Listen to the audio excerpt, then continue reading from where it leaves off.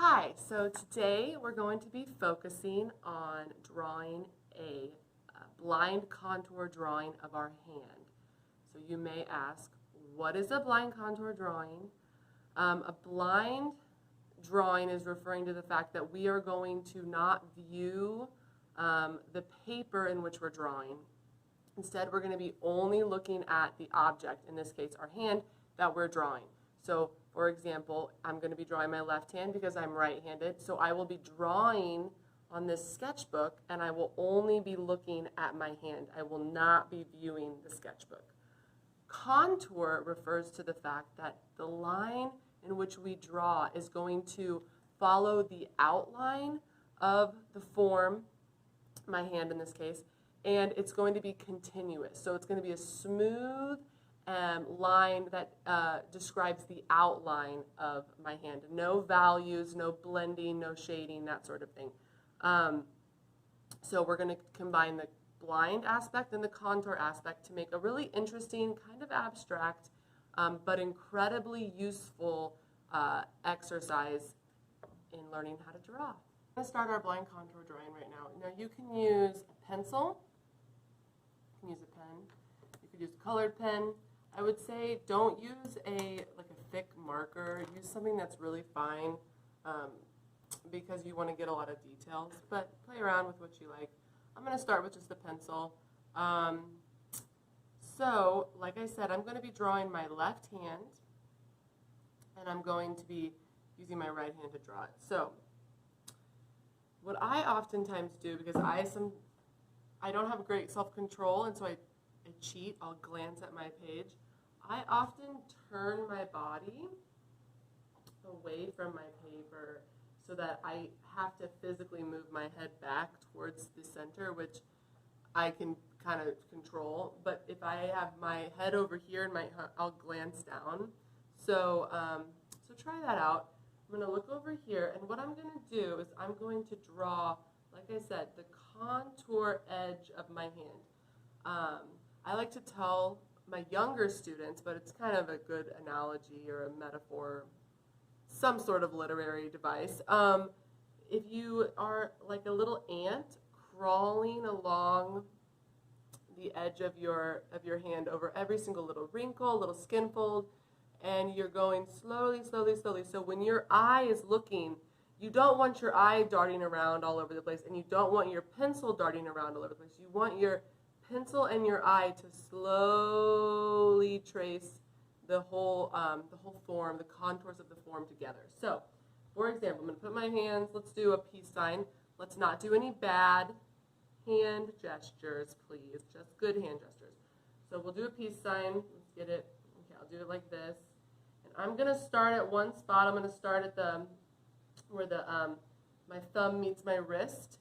And I'm just going to start drawing. And I'm going to just trace. Like I said, look how slowly my pencil is going. It's not going fast. I'm going to get the wrinkle right here. And the reason why it's not going fast is because if it goes too fast, then I'm not really looking. I'm quickly giving you a summary of the visual information instead of actually taking the time to notice all of the strange little details that make up this hand. We're so used to psychologically being exposed to so much visual information that in order to just live, we have to simplify in our brains. But part of the difficulty in drawing is that if you oversimplify too much, then you end up with cartoon looking imagery or imagery that's not quite accurate. So this is a great exercise. Now this is not going to look very accurate because I'm not looking at my paper, but it's an exercise that will train my eye and my hand to start working together a little bit more. I'm going to go back over here and draw these little wrinkles.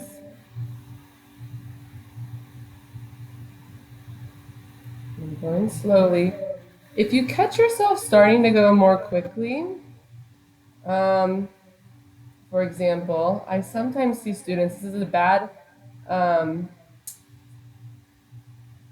I sometimes see students start to move their pencil very quickly, and it's kind of obvious to me that they're actually not able to, they're not really able, oh, I lifted my pencil up, that's okay. I'm just gonna start, just gonna keep going.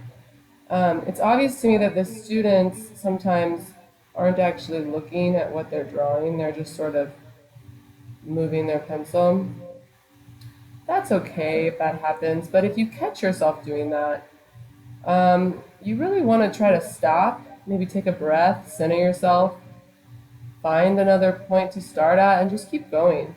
It's almost meditative in that sense. If you ever meditate, you can tell when your mind is starting to wander, and you just have to very consciously bring your mind back to focusing on breath, or in this case, on you just looking and slowly tracing the image you're drawing. So I'm up onto my middle finger right now, and I'm going to just keep going. I'm just going to go off the page. That's okay. I obviously didn't judge it super well, but you know what? I can't even see what I'm drawing, so I'm going to let myself, let me cut myself some slack there.